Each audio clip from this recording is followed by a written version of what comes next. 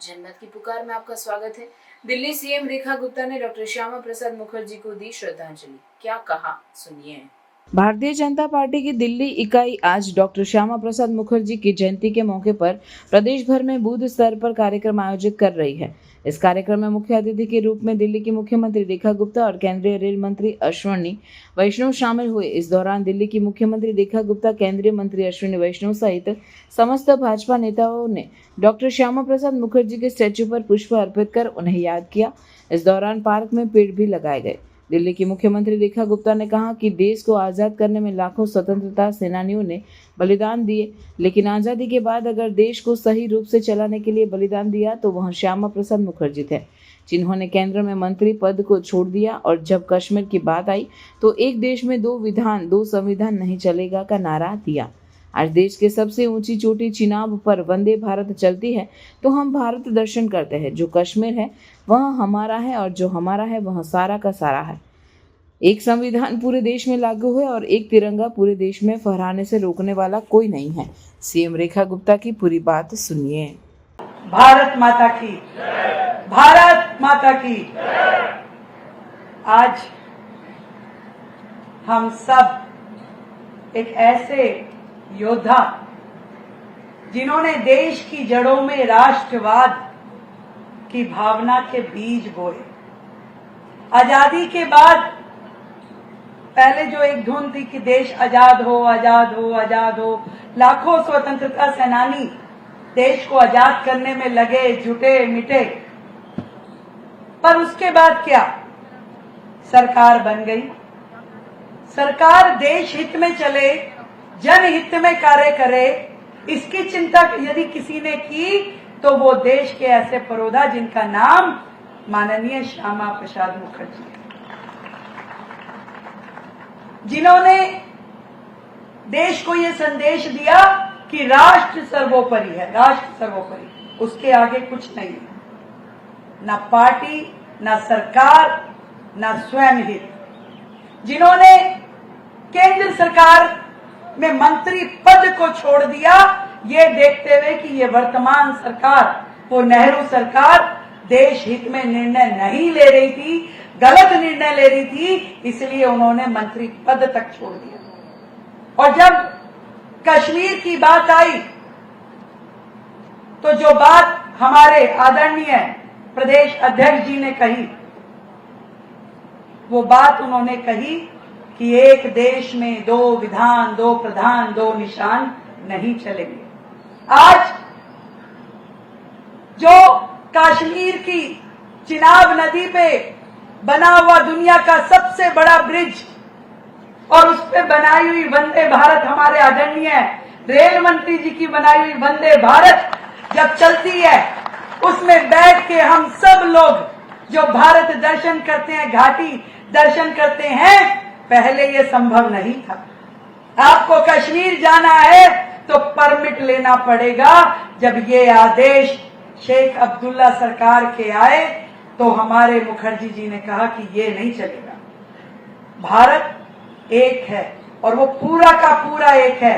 जो कश्मीर है वो हमारा है और जो हमारा है वो सारे का सारा। ये नारे हमने बहुत लगाए और वो भावना आज फली फूलित होती दिखती है।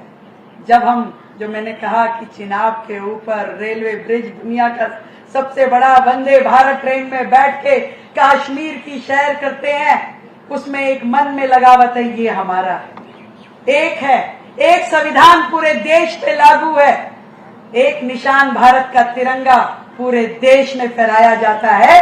आज उसको कोई रोकने वाला नहीं है।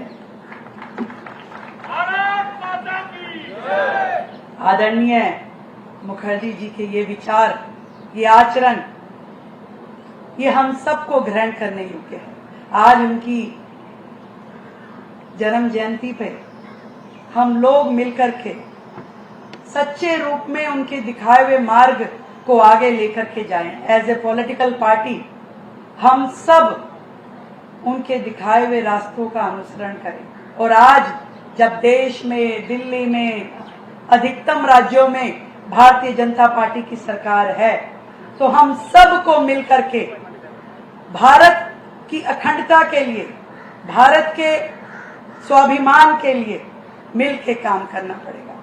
बारिश क्योंकि शुरू हो गई है तो कम शब्दों में यही कहना चाहूंगी कि इस पुण्य आत्मा को सच्ची श्रद्धांजलि वही होगी जब हम सब मिलकर के अपने देश के लिए जिए और देश के लिए काम करें। जय हिंद। देखिए, डॉक्टर श्यामा प्रसाद मुखर्जी जी का जीवन एक ऐसा जीवन है जो सबको पढ़ना चाहिए। उनका केंद्रीय मंत्रिमंडल से इस्तीफा देना और किन मुद्दों पर देना, उसमें धारा 370 कॉमन सिविल कोड और उसके बाद उनको लोकसभा में जीतकर और जिस प्रकार से पंडित नेहरू ने कहा कि मैं आपको कुशल दूंगा, तो उन्होंने कहा मैं आपके विचारों को कुशल दूंगा। डॉक्टर श्यामा प्रसाद मुखर्जी का जीवन जो है, बलिदान जो है, वो व्यर्थ नहीं जाने दिया देश के प्रधानमंत्री नरेंद्र मोदी जी ने, और धारा 370 हटाकर उन्होंने उनको सच्ची श्रद्धांजलि दी है। पूरे देश के अंदर भारतीय जनता पार्टी के राष्ट्रीय नेता, प्रधानमंत्री से लेकर सभी नेता एक पेड़ मां के नाम वृक्षारोपण का कार्यक्रम, लाखों पेड़ उनके लिए लगाने का काम कर रहे हैं। मैं अपनी ओर से, पार्टी की ओर से, अपने उत्तर पश्चिम लोकसभा की ओर से डॉक्टर श्यामा प्रसाद मुखर्जी के चरणों में नमन करता हूं। और हमें केवल बीजेपी को नहीं, अपितु देश के सभी राजनीतिक दलों को डॉक्टर श्यामा प्रसाद मुखर्जी की को पढ़ना चाहिए कि उनकी देश और राष्ट्र के लिए उनकी क्या सोच थी। भाषा को लेकर उन्होंने संघर्ष करा था और आज भी हम देखें कि नेशनल एजुकेशन पॉलिसी में इंक्लूड किया गया। महाराष्ट्र में हम देखें कि मराठी भाषा को लेकर काफी जो है पार्टियां एक साथ आ गई। महाराष्ट्र हो, तेलंगाना हो, जिस प्रकार से वह मराठी और तेलुगु की बात कर रहे हैं, हमें ध्यान कर लेना चाहिए हमारी मातृभाषा हिंदी है, तमिल उनकी भाषा है। आप तमिल को अपनाएं, महाराष्ट्र के लोग मराठी को अपनाएं, लेकिन हिंदी को आप रोक नहीं सकते, अपनी भाषा को थोप नहीं सकते। दिल्ली में रहने वाले, दिल्ली तो ऐसा शहर है दिल्ली जिसमें लाखों लोग अलग अलग विभिन्न भागों से, अलग अलग प्रांतों से आते हैं। वो हिंदी भी बोलते हैं, अंग्रेजी भी बोलते हैं, मराठी भी बोलते हैं, तेलुगु भी बोलते हैं, मलयालम बोलते हैं। सारी भाषाओं का सम्मान है। अगर हिंदी को जानबूझकर टारगेट किया जाएगा तो मुझे लगता है राष्ट्र का अपमान होगा। वे लोग देशद्रोही वाली हरकतें करने में लगे। अगर आपने हमारा अभी तक चैनल सब्सक्राइब नहीं किया है तो कृपया चैनल सब्सक्राइब कर लें, लाइक करें, शेयर करें, कमेंट करें। तो मिलते हैं फिर किसी और खबरों के साथ। नमस्कार।